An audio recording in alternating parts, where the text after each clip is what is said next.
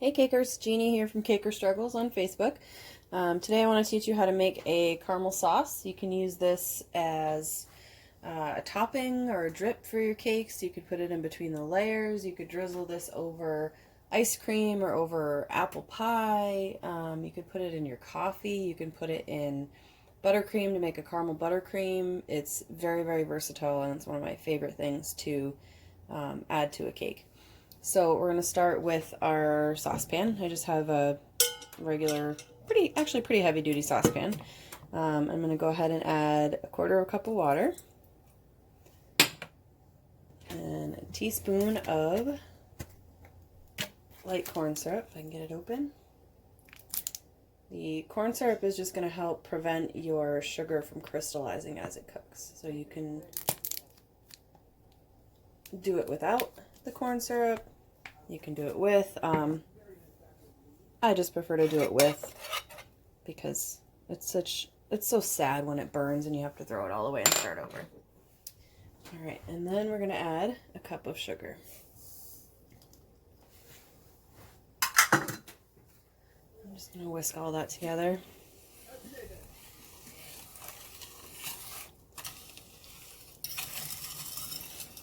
And as you're stirring, you don't want to do it too vigorously because you don't want to get sugar all over the sides of your pan because that can crystallize. So I'm just going to carefully swirling around here.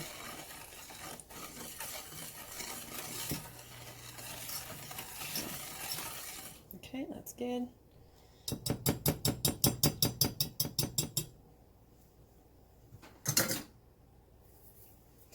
I'm going to turn my burner on to about medium high.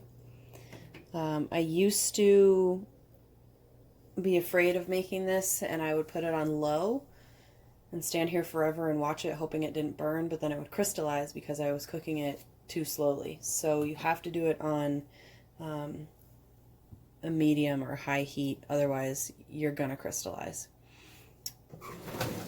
One of the things that you can do to help prevent that is you can get a little brush and a dish of water, which I'm going to grab right now.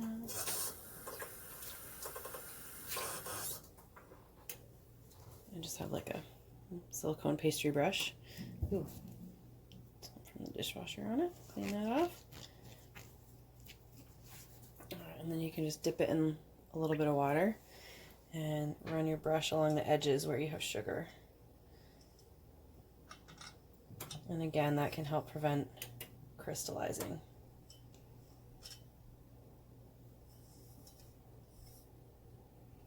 You don't have to do this, but it does help. Some like to put a lid on their pan at this stage because the steam from that little quarter cup of water that we added can kind of help to keep the pan moist and keep everything from crystallizing.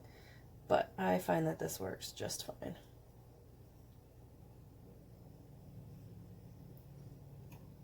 And then if you do see it starting to crystallize on the edge, you have your brush and your water ready to go to hit that spot that's crystallizing and prevent it from spreading to the whole batch.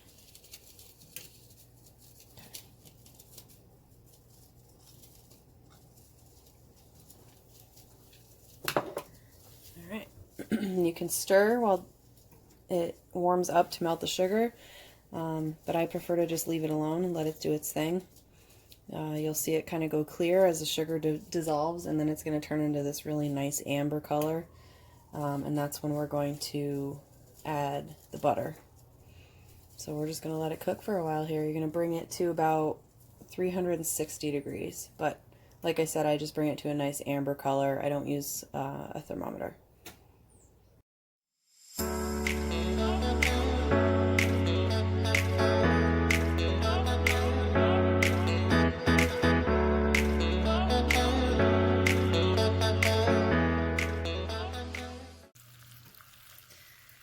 Okay, so as you can see, we're just starting to get this nice patch right here of this nice golden amber color. So I'm just going to swirl it very, very gently. You don't want to mess with it too much because that can cause it all to crystallize and the whole thing just turns into sugar crystals on you and it's awful. It's so sad. But I want all the sugar to evenly heat up and be the same temperature. All will be that nice amber color before I add my butter and cream.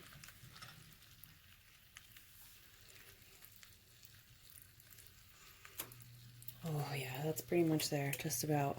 I always get a little nervous at this point. It's like, oh, do I add it? Do I wait? Do I add it? Do I wait? You can see that's pretty much the color of caramel when you get it. Buy it at the store. Alright, so I don't want to go too much further because I'm afraid it's going to burn, so I'm just going to add my butter. And do it slowly because it's going to foam up on you like this. I'm just going to turn the heat down a little bit. So I'm adding 6 tablespoons of butter.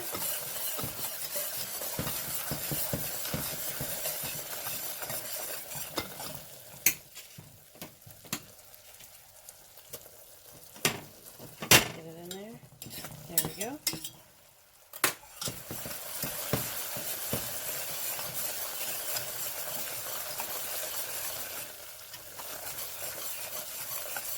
And we'll all that melt. And then we'll add our cream.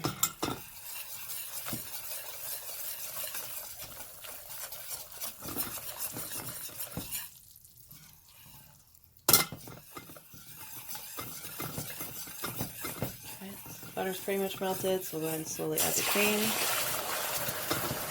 As you can see, it's gonna bubble up again. Steam a little bit, so kind of keep your knuckles out.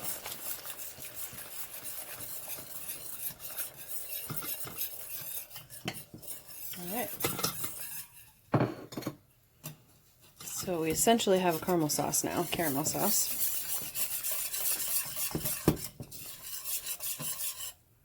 But if you were to use it as is, it would be pretty thin. So what you want to do is boil it for a few more minutes so it starts to thicken up a little bit. And then you have a really nice sauce that you can use to drip down the side of your cakes or on your ice cream or in your coffee or any of those lovely uses. You can add some coarse sea salt to it, which I'm going to do. And some coarse sea salt, I add about maybe 1/4 teaspoon for this whole batch. Because sea salt, as it dissolves, you can put, a few little pieces in there, but as it dissolves, it's going to make your batch pretty salty. So if you think about the amount of, fine ground up salt you would get from those little rocks of sea salt, it's a lot more, if that makes sense. And then once this has cooked down a little bit, I think I'll probably give it about 5 minutes maybe. I wait till it's a little bit thicker looking. This is real soupy. I like to boil it until it kind of takes its time moving from side to side in the pan. Because I'm going to use this for a drip, so I want it to be a little bit thin.